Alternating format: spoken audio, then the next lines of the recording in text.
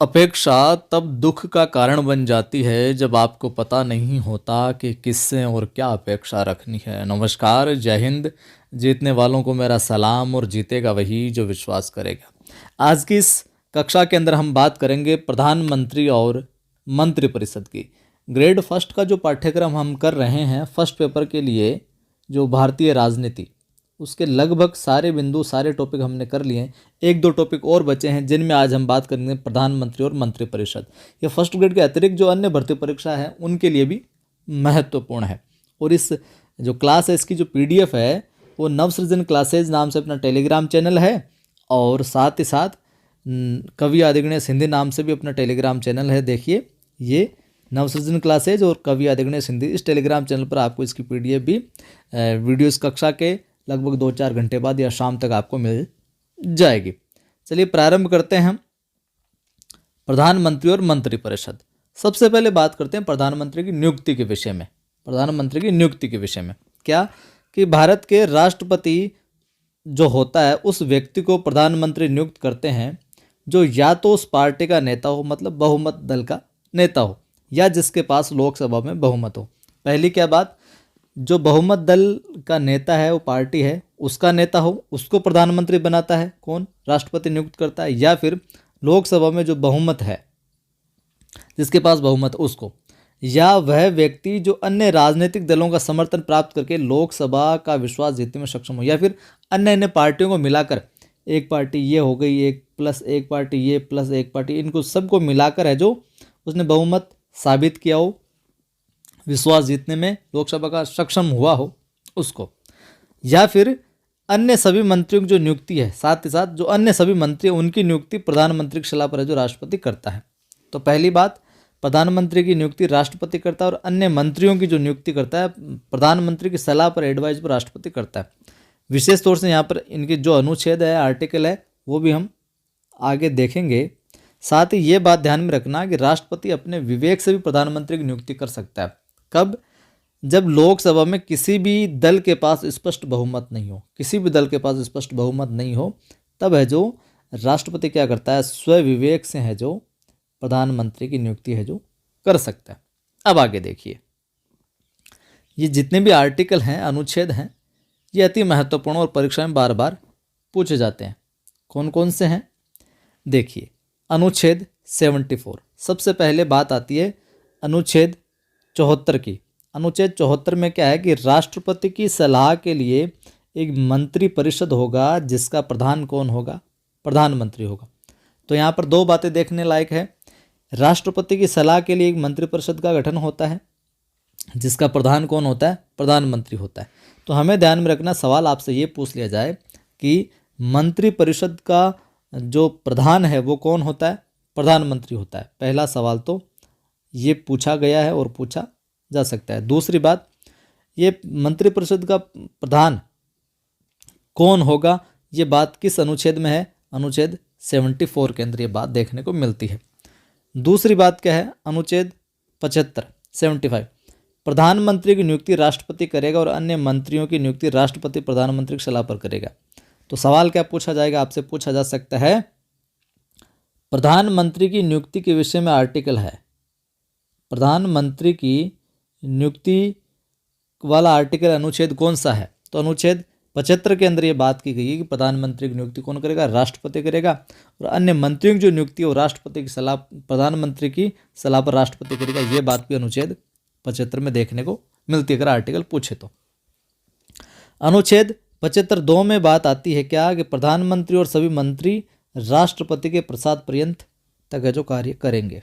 यहाँ पर ध्यान में ये बात रखनी है विशेष, क्या कि जो 91वां संविधान संशोधन हुआ था वो क्या कहता है कि मंत्रिपरिषद में कुल संख्या लोकसभा के कुल सदस्यों के 15% से अधिक नहीं होगी। जो लोकसभा के कुल सदस्य हैं उनके 15% से ज़्यादा अधिक सदस्य जो नहीं होंगे किसमें, मंत्रिपरिषद में। आगे बात समझ में, चलिए आगे हम देखते हैं ये चीज़ें। अनुच्छेद 75(3) अनुच्छेद 75(3) में क्या है, मंत्रिपरिषद सामूहिक रूप से तो लोकसभा के प्रति उत्तरदायी होता है। ये सवाल कई बार आया।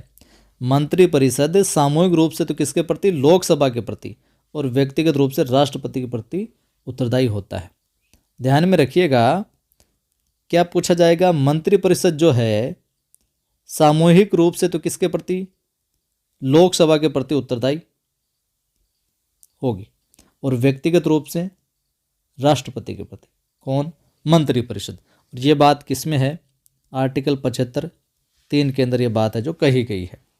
अनुच्छेद 75(4) के अंदर 75(4) में क्या है कि पद ग्रहण से पूर्व प्रधानमंत्री सहित प्रत्येक मंत्री को राष्ट्रपति के सामने पद और गोपनीयता की शपथ लेनी पड़ती है। तो मंत्री को मंत्रियों की जो पद और गोपनीयता की शपथ है, ये किस में उल्लेख है, अनुच्छेद 75(4) के अंदर इस बात का उल्लेख है।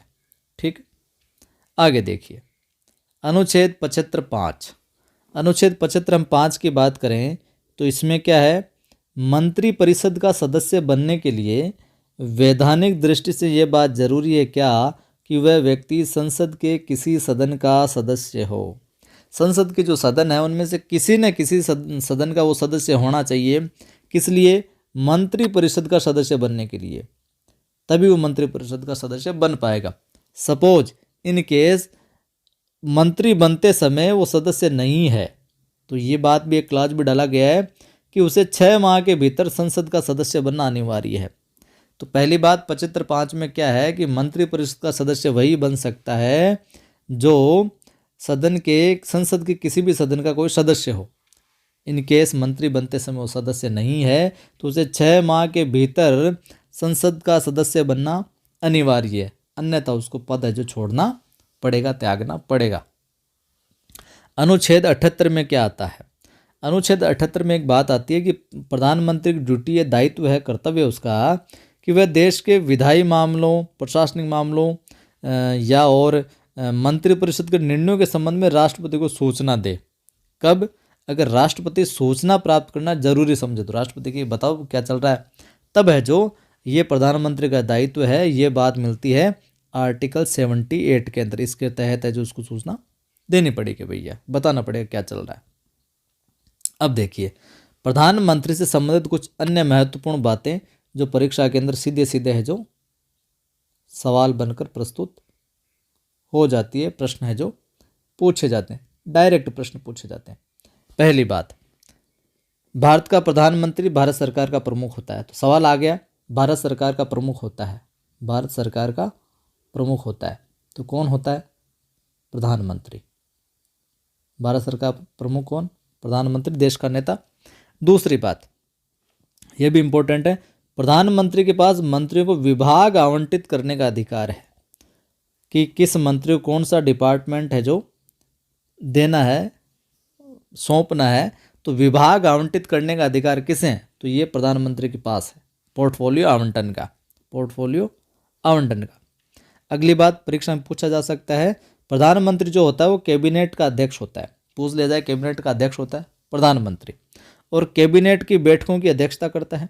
यदि सदस्यों के बीच कोई महत्वपूर्ण मतभेद हो, सदस्यों के बीच महत्वपूर्ण मतभेद हो तो भैया प्रधानमंत्री अपना ऑर्डर भी दे सकता है कि ऐसे करो, आप अपना निर्णय थोप सकता है।